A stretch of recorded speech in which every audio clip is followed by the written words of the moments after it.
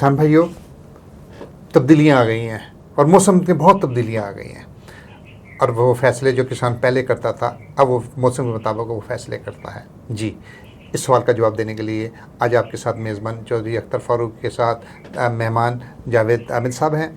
जी, किस जावेद भाई, क्या हाल है आपका? जी शुक्र। अच्छा, अब मेरा सवाल है आपसे ये कि मौसमी तब्दीलियाँ बद शिद्दत से आ रही हैं और पाकिस्तान दुनिया में वो उन ममालिक में शामिल है जहाँ मौसमियाती तब्दीलियों ने ज़राअत का तरीक़े काश्त और वक्त काश्त और बीज को सारी चीज़ों को तब्दीली ले आया है। तो क्या हम जब मकई काश्त करते हैं तो यहाँ पर भी अब वो मौसम जो पुराने थे वो नहीं रहे? क्या ऐसी कोई वैरायटी आपके पास है मकई की कि जिसके अंदर क़ुव्वत मुदाफ़त भी हो और किसान को नुकसान भी ना हो और मौसम की तब्दीली और शिद्दत जो उनसी है उसको नुकसान ना पहुँचा सके और उसकी मईशत ठीक हो सके? ज़रा मेरे किसान भाइयों को इस वाले से ज़रा बताइएगा।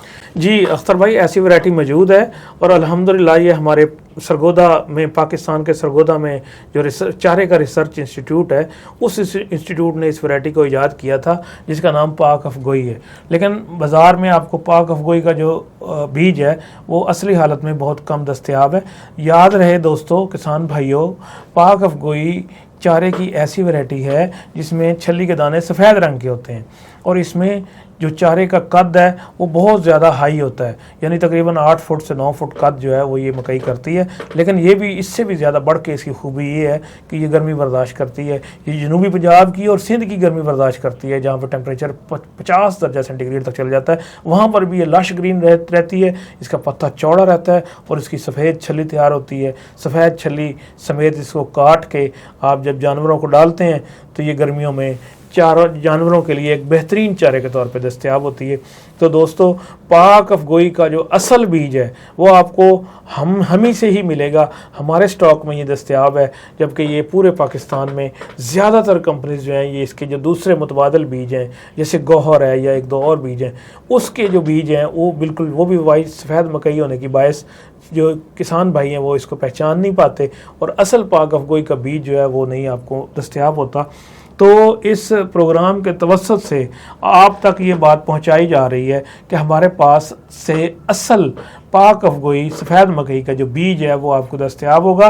तो उसके लिए आप ऑर्डर चल स्क्रीन पर आपको नंबर चल रहा है, इस नंबर पे आप फ़ोन करके आप अपना ऑर्डर बुक करवाएं और इंशाल्लाह उसी दिन आपको ये सप्लाई, ये डिलीवरी रवाना कर दी जाएगी। पाक अफगोई का असल बीज जो गर्मी बर्दाश्त करता है, जिसका कद 8 फुट से ज़्यादा है और जो बेहतरीन चारे के तौर पर पहले ही किसान भाई इससे बेहतरीन अच्छे तरीके से वाकिफ़ हैं और ये मार्केट में जाना जाता है। किसान भाइयों, पिछले 20 साल से किसानों की खिदमत कर रहे हैं और कोशिश ये रही है कि किसानों को हमेशा बेहतरीन रहनुमाई दें और उसको जो उसकी मतलूबा मालूमात हैं एग्जैक्ट तरीके से उसको दी जाए। जैसे अभी आज के प्रोग्राम में हमने आपको पाक अफगोई के हवाले से ये बताया कि ये मकई की वैरायटी है और ये वो छली है जिसको जो पाक अफगोई के नाम से दूसरी वैरायटी भी तक मार्केट में मिलती हैं।